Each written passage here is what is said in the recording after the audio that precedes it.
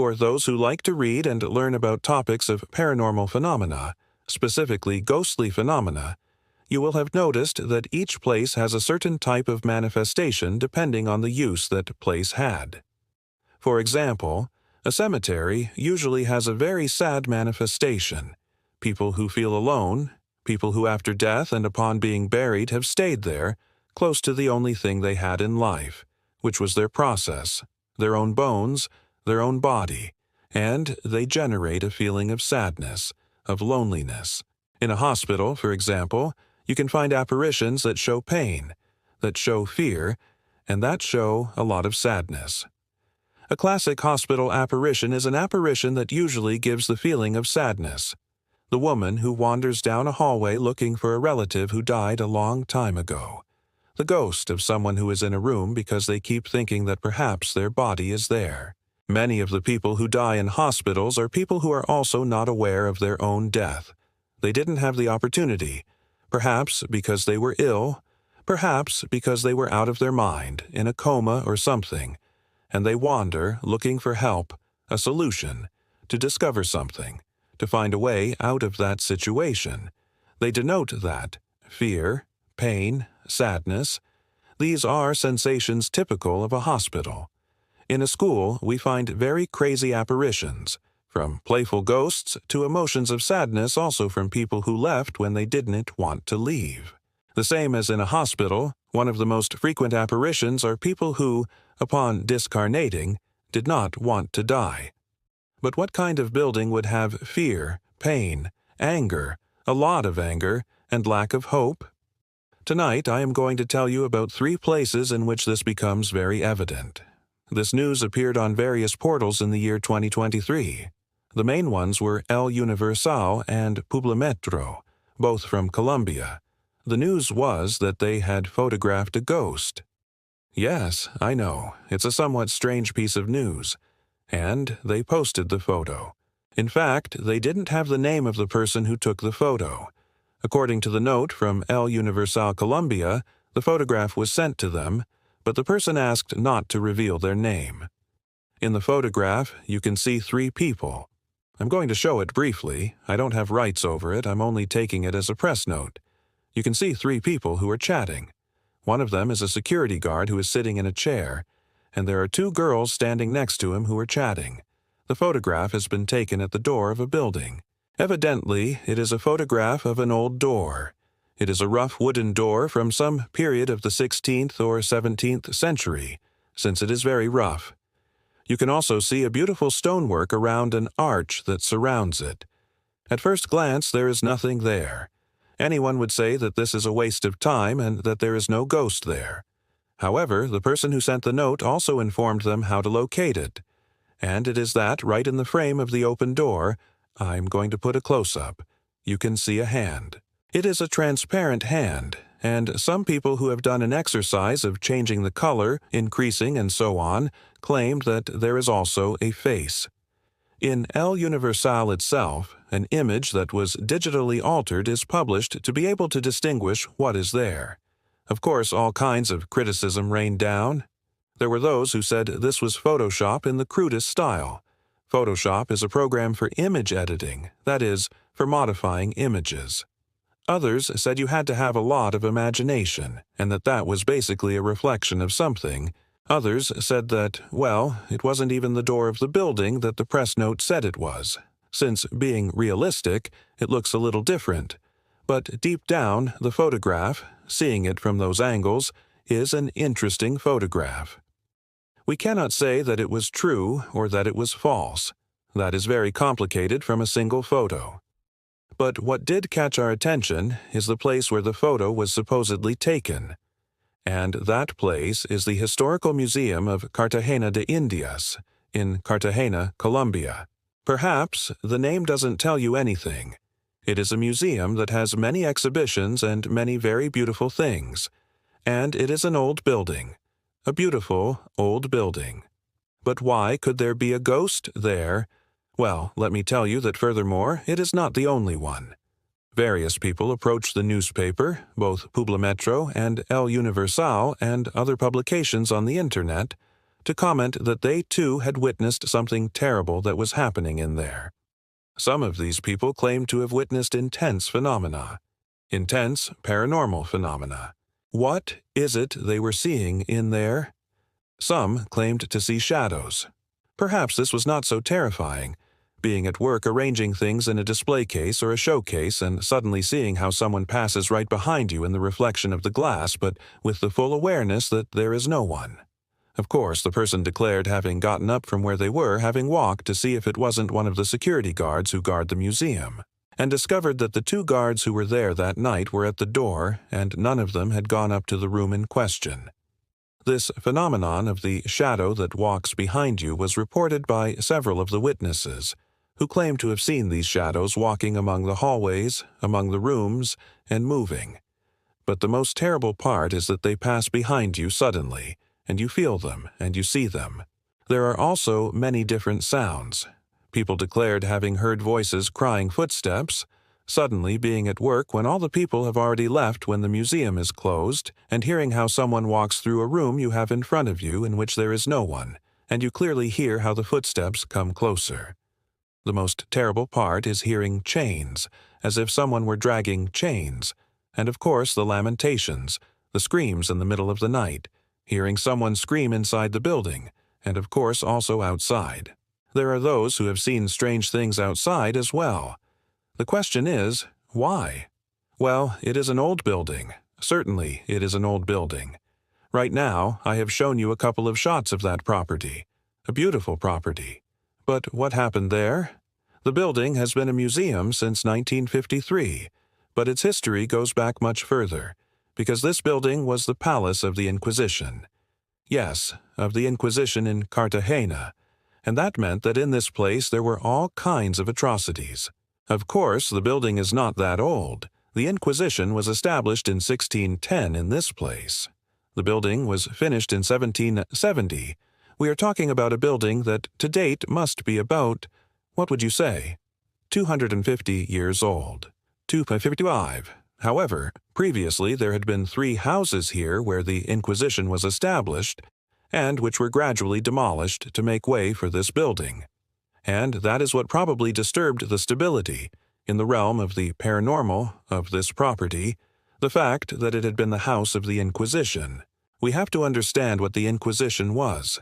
I think everyone listening to this program will have had some idea and will have imagined something horrible, will have seen a movie or something. The reality is that, well, there is information called the Black Chronicle of the Inquisition, which is normally very exaggerated and which emerges at the end of the 19th century as a criticism of the Church itself. But there are also other facts out there. In short, the fact is that the Inquisition was an ecclesiastical court, and here I don't want to be too extensive, but the Inquisition did not hunt witches. Contrary to what is believed, the Inquisition did not hunt witches. They were within its repertoire, yes, of course, but what the Inquisition mainly did was persecute heresy. That is, those who did not believe, or who doubted, or who blasphemed against the dogma of the Church. That was its main objective. But within this they also included the persecution of those who had not converted to Catholicism, mainly Jews and Islamic Arabs, which meant pursuing them, interrogating them, and doing barbarities to them, but also discovering those who had converted falsely, whom they called Judaizers. That was one of its main axes. Locate these people, bring them back to the right path. But in that search for people, the heresy and so on, they also went after blasphemy. If someone criticized, for example, the Bible, or had a different opinion about the Pope, they could be persecuted by the Inquisition. But they also had other areas. For example, scientists and freethinkers were breeding grounds for ecclesiastical persecution. The fact of thinking differently meant that I could catch you and say that you were a blasphemer. How could you doubt that God created the earth and man, and that is the only thing there is, and there is nothing more? And from this, certain canons of persecution were established, but they also included ordinary people. A usurer could be persecuted by the Inquisition. People who had a homosexual orientation were the object of persecution by the Inquisition. and in an extreme degree they were called sodomites, in allusion to the city of Sodom, city of sin. But they were ordinary people who could face death. Of course, priests were also persecuted. Ah yes, something little known is that the Inquisition could persecute members of the church of low rank. Bishops, cardinals, were out of its reach. Those were in the Pope's tribunal. But monks, friars, and ordinary village priests could be accused and investigated by the Inquisition. So these people dedicated themselves to looking for anyone who essentially strayed from the flock. And in Cartagena de Indias, in that city that is Cartagena, Colombia, this was done in that place where the photo was taken, but of course they also included, for example, bigamists and unfaithful women. It was almost the case that drunkards too. If someone accused them, they would probably also be investigated. It was a very broad investigation. But here comes an interesting detail. The Inquisition, contrary to general belief, did not execute people, since it is the church. So what they did was hand them over to the civil authority, so that the civil authority would kill, burn, and commit horrors. But the investigation was indeed done there. And although within the canons and archived documents it is considered that there were only 5 people who were burned at the stake in Cartagena in all the time the Inquisition lasted, which disappears in 1800 and something, during all that time there would only have been 5 people. What they don't tell us is that in reality those 5 people are those for whom there are documents. But aside from them, there is also a good number of people who died during the investigations, who died while in the Perpetua. The Perpetua was the Inquisition's prison. In Cartagena there was also a Perpetua, and in Mexico and in Seville, and in many places there were prisons called Perpetuas, because the people who entered spent long periods of time there without there even being a sentence. Some never left, and that was not recorded as an inquisitorial process. They simply died. Others, as they were handed over to the civil authority, were recorded in the activities of the civil authority. So the figure could well have been dreadfully large. But there are only 5. The detail is the trials. In the particular case in this place, those torments were carried out so that the truth would come out, and this obviously implied the rack, what they called the toca, and other torments such as the strappado. Essentially, the rack was to tie the person and begin to turn it slowly. Slowly. These screws were pulling some ropes that were stretching the person. The result was terrible pain in the joints. As they were dislocating, the person suffered horribly from this. It was gradual, which gave the opportunity to rethink and confess again. But at the end of the day, if they went a little overboard, the person would not walk again, or would not have mobility in the arms due to the damage that had been generated and would end up dying. It was considered within reason, of course. Another of the torments was the strappado, which consisted of pulling a person up and dropping them abruptly. This caused yanks both in the legs, where some weights were hung, and in the arms. It caused dislocation as well, and at some point it could also come to tear the tissues of the abdomen or separate the vertebrae, causing death. But in these cases the idea was to torment, not to punish. Torture was not the punishment. Torture was the way to obtain the confession. And once the inquisitor's theory was proven and it was shown that the person was guilty, sentencing proceeded. This was done in an auto da fe. The autos da fe were ecclesiastical gatherings where a lot of church people came, hundreds of onlookers from the town came. The accused were paraded. They were given an evangelizing speech, and I don't know how much else, and the sentences were read. After that, they were taken to punishment.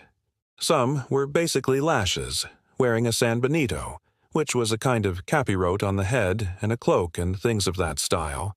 Others went to the stake. And yes, there was burning, but there were 2 versions.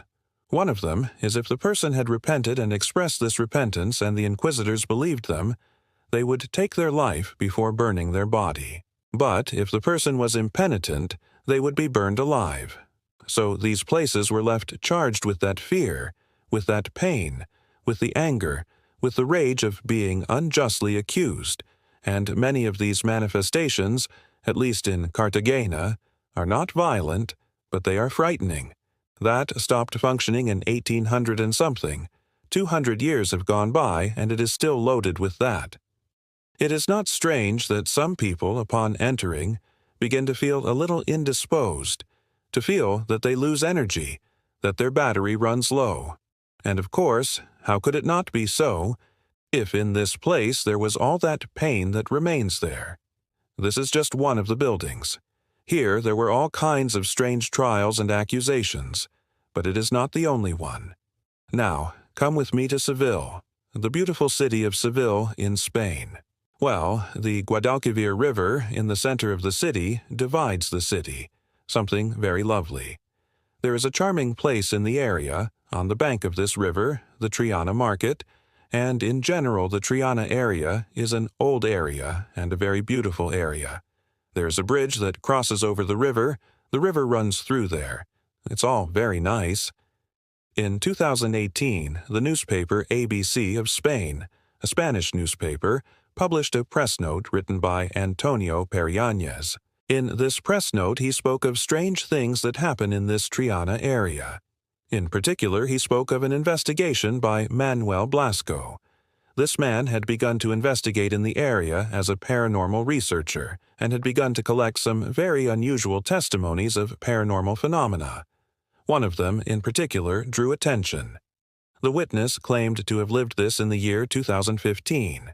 In that year, according to what ABC narrates in this article, that boy had come out of a rehearsal of the band La Esperanza de Triana, a musical group. The rehearsal had gone on late into the night, so he left around 2 in the morning. The place where they rehearse, as I understand it, was on the riverbank and he was walking. He lets his parents know to pick him up, but for that they come along Castilla Street, so to get there you have to cross through an alley. It's not very big, it must be about 50 meters, very beautiful buildings on both sides flank it, and it is a safe area. Seville is a very safe city, so there is no fear. They had agreed on that. The boy sent a message saying that he was already on his way, that he was only going to cross the alley, and get there, with that tranquility of a young man in a calm city. He starts walking, off he goes, happy as can be, when suddenly, about halfway, he sees that in front of him something appears that should not be there. What is in front of him is a figure, as if it were a shadow, but with a fairly defined shape that resembles a hooded friar, a monk. It is in front of him, and it is not something natural, obviously, since it is a shadow. There are no details, he cannot see very well. He continues walking, when that suddenly comes at him and collides with him, as if it had passed through him. The boy faints at that moment, loses consciousness for a few moments as if it had knocked him out. When he gets up a little, that is there. It has not gone anywhere. It is right behind him, as if stuck, as if attacking him. He starts to run in panic, and that goes behind. It does not walk, it simply goes as if stuck to him. He can turn and see some details, such as the cord. That is to say, this is the figure of a friar. He finally reaches the end of the alley just as the family's car arrives. He gets in, and that's it, with a panic attack. When he tells them, they can't believe it, but he insists it was real. And, well, in this place for years these things have been happening. Next door is the market, which is very nice. It is a market from 1800 and something, but there is much more history. This boy was crossing an alley that everyone knows as the Alley of the Inquisition. Yes, of that same Inquisition I told you about a moment ago. And it is that here now, where the market is, there was a castle, a very old castle, from the time of the Arabs. This castle must have been built around 1100. When the Reconquest came, they expelled the Arabs, and the castle was named the Castle of San Jorge because the order of warriors of the Order of San Jorge was going to live there. They established their headquarters there, which was a castle on the riverbank, a fortress prepared to defend the city. And, well, over the years, this place would cease to function as a military fortress and was handed over to the church, to the Inquisition. This happened at some point in 1620-something, And, well, for a time they left it around 1640, returned and stayed until 1785. We are talking about 150 years. It was not that long, really, but this place became a nightmare place. Here the Inquisition was truly fearsome. Do not lose sight of the fact that there are records that document that, for example, Torquemada, in his 15 years as Inquisitor, killed 5,000 people for the most diverse crimes. He ordered the death of 5,000 people. Of course, not only in Seville, but Seville was a very punished place.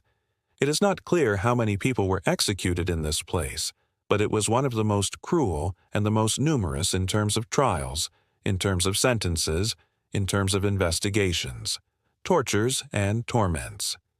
In this place, the torture of the toca was regularly applied. The toca was something very simple. The person was placed on a kind of seesaw so that their head was a little downward. A funnel was placed directly down to the throat, and water began to be poured, or a cloth was placed and water was poured so that they felt they were drowning. It was a kind of interrupted drowning. The person felt they were dying because, moreover, it could be several liters of water that were introduced, causing a dreadful abdominal distension, the pressure on the lungs that did not allow them to breathe. And if the person did not speak, they left them like that, with all this pressure of water, injecting more water. Obviously, some did not survive, and this was not the punishment. This was only the interrogation. It was so that they would say what they had done. After they confessed, they straightened that and allowed them to breathe, but if questions remained, they would do it again. The toca was very much resorted to in this place, the rack as well, and there is evidence that an iron maiden was also used, but not very often because there was a limitation. The Inquisition should not apply torments that meant blood. I know that the maiden would seem to be that, but the objective was not that. This was an interrogation. It was simply about making the person speak. Sometimes the mere fact of seeing the instrument of torment was enough for them to begin to confess, but even so the torment was applied to make sure they were telling the truth. In this castle, people learned not to walk around there. Simply not to walk around there. According to what was told in ancient records, people preferred to take a long detour rather than pass nearby, because the laments, the screams, and the smell of putrid flesh were unbearable. According to some accounts from 1700 and something in that place, those who were dying in the prison, there was also a perpetua. Those who were dying in the interrogations, well, to get rid of the problem, they were put in a barrel and thrown into the river. So the river at times also carried bodies. It is the black legend, if you will. There are no documents that fully clarify this, but the fact that there were these devices there already meant that they wanted to apply them, that they were going to apply them, and that inside there people died with fear, with extreme pain, with much anger, which leaves a very severe paranormal imprint. One of the gadgets that were gladly used here was a kind of collar that was adjusted to the feet. This forced the person to have their head downward, which prevented them from answering when it was inopportune to answer. That is, I interrogate you. Speak. When I don't want you to speak, I put the collar on so that you are not talking. This collar prevented the person from lifting their face, and with the chin stuck to the chest, they could not open to speak. There were many torments here, and also a lot of loss of hope. Hence the name of this prison, the Perpetua. It was because you did not know whether you would ever be able to get out of there. In some cases, for example, when it was proven that a man had been unfaithful, he could be sent to the galleys for 5 years to row on the ships or to sail on Spanish ships. Was it a punishment that could mean death? Yes, of course, but it was not a death sentence. An unfaithful woman could also be subjected to another terrible punishment, but it was especially against false converts. If someone said they had converted to Christianity after being a Jew and was discovered, for example, keeping some rites or some objects, this one could indeed be burned without much problem. And that happened in this building. The situation led to the building being demolished in 1805. It is said that it was because it was in poor condition, that the walls were no longer sound. However, here there is a curious detail, and that is that this was also a school for some years between 1785 and 1805. For at least 20 years it was a school, so it must not have been in such bad shape. Worst of all, the gossip says that they demolished the building because there were so many spooks that you could not be there. Part of those who were executed here were members of the church. Do you remember the story of the boy and the monk in the alley of the Inquisition? Well, here people of the church who had incurred in things like avarice were also persecuted. Monks, friars, priests who had accumulated undue wealth, who had done immoral acts such as having a romantic partner or having been involved. There they did not bother with trials and with sending you to another faraway church where no one knows you. They sent them to the Inquisition, and those they did get rid of. So in this place there was a lot of that. And when it was a school, well, it is said that they went through hell there with so many apparitions there were to the point that they shut down the school and decided to demolish it and build a market, and that, as it now, we are happy because there will be no more spooks because we have demolished this. It didn't occur to anyone to think that they stayed here and that today, at least 120 years after the castle was demolished, there are still spooks in the market. There is one that is very well known, which is that of a little girl, the ghost of the girl. She is a girl who suddenly appears as if dressed in white, as if it were First Communion. She wanders here and there. There are sounds of play and laughter, especially at night. There are other phenomena, such as strange lights that suddenly move. They are not orbs, they are balls of light that move in the area occupied by the market. They are not ball lightning, they are not fireballs. This happens inside, and when this occurs there are usually also sounds, giggles, and things of that sort. But it is not the only thing either. In this place it is not rare that at night, if there is a guard or something, suddenly he hears footsteps, feels that someone pushes him, feels someone tug his clothing as if calling his attention, hears voices in a Castilian he does not understand or in some different language, and there is no one. And it is that in this place terrible things were done. I was already telling you about some of the situations. However, here the executions, for example, included numerous people. In a single auto da fe, in 1600 and something, there were 50 accused who were taken to the stake, mainly Jews. And it was not only the stake. Here they also used a thing called the Four Prophets. The Four Prophets was a practice that is not well known, which no one talks about because it was terrible. The Four Prophets were 4 large plaster sculptures into which a person could enter, and they were placed inside to die slowly by fire. They would burn slowly, unlike a stake where the first thing that kills you is the smoke. Here it was slow fire, that is, you burned alive. And it was common for people who died in that condition to scream for a long time, to beg, but they were condemned. There are those who claim that those screams have continued to be heard in relation to that very terrible death in this place. It is said that finally the castle was demolished because of so many ghosts, but as I said, they did not leave. And there are people who have seen the ghost of a monk walking along the bank at nightfall, along the bank of what was the castle of San Jorge. Some have seen him on the other side, and of course that is to be expected, but it is not the only thing either. Let me take you to Mexico City.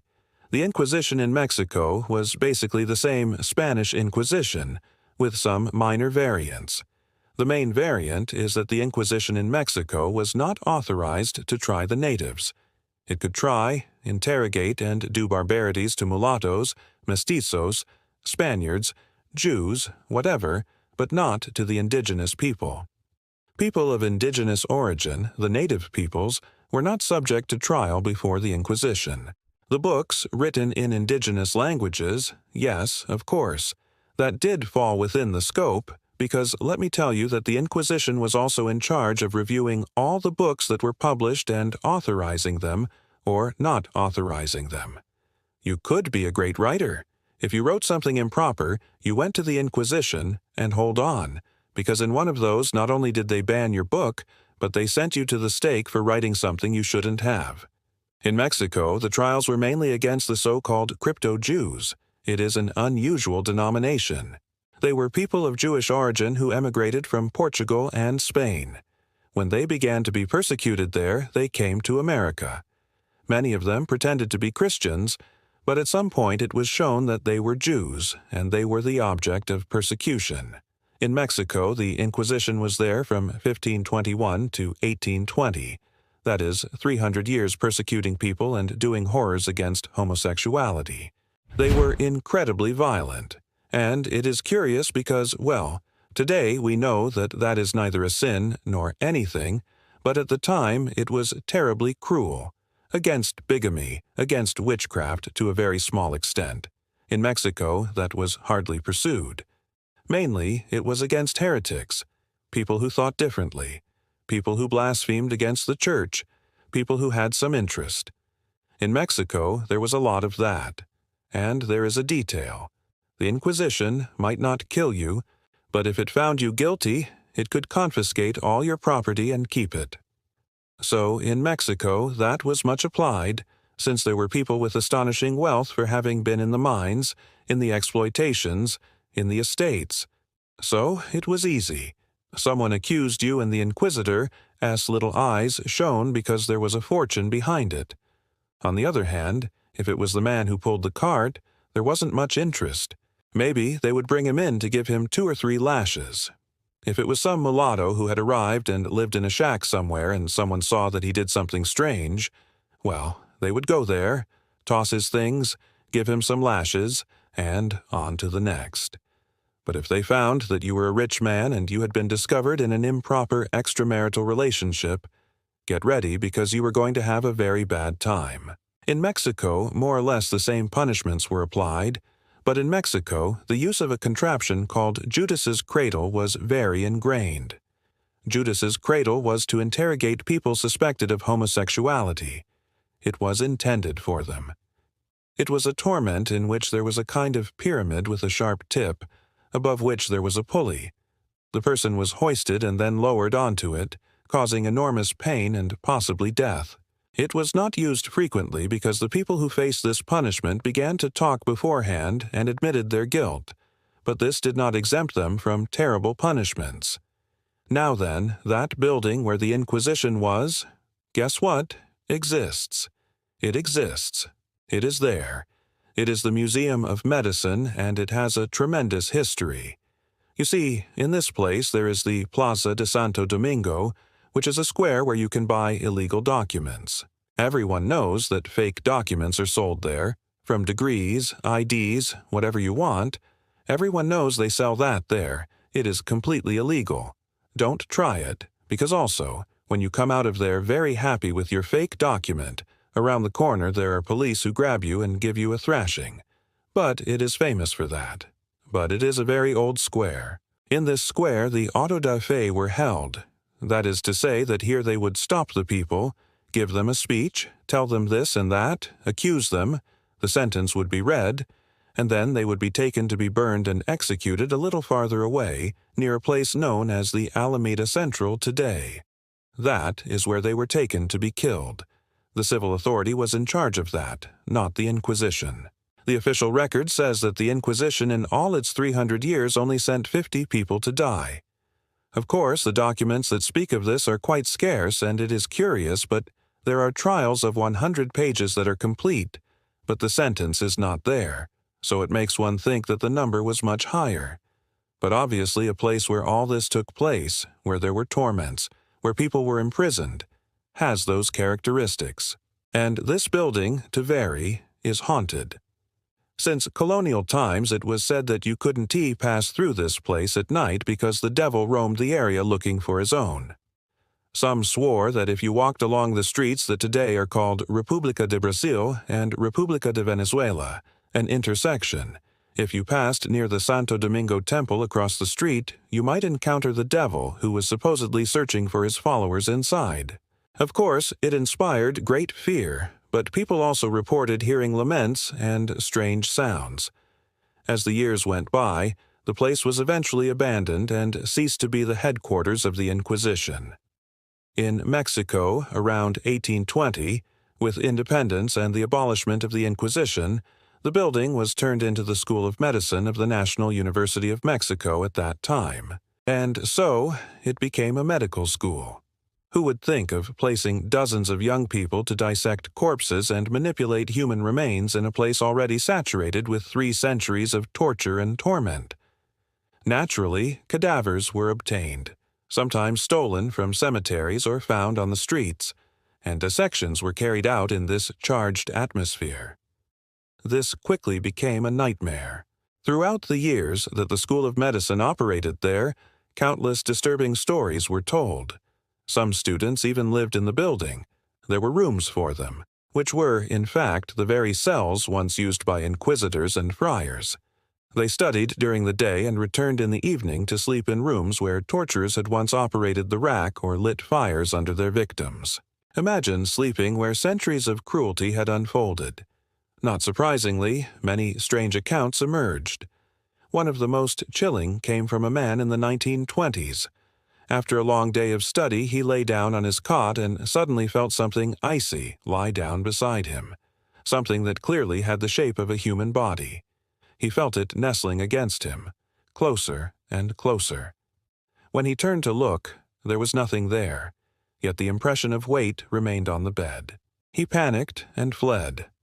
Others spoke of overwhelming sadness, grief, and despair that did not belong to them. Young, ambitious students suddenly drained of spirit. It was as though the building itself projected the anguish of its past. And indeed, terrible events had taken place there. In the 1640s, around 150 Jews were captured and imprisoned for 5 years. At least 12 of them were executed by the garrote vil and then burned. One who refused to repent was burned alive. No clear record exists of what became of the others, but no document indicates their release. Later, in 1658, a massive persecution of homosexuals occurred. 123 people were accused, tried, and 14 were condemned to the stake. Another 10 were acquitted, but 99 vanished from all records, leading many to believe they perished within those walls. Add to that the cadavers brought in for study and the young people forced to live in such a place, strange occurrences were inevitable. Students and staff reported seeing apparitions, hearing voices, doors opening and closing on their own, lights flickering, foul odors, even the unmistakable sound of sobbing echoing through the halls. The School of Medicine remained there until the 1950s, when the new university city of the National Autonomous University of Mexico, UNAM, was inaugurated.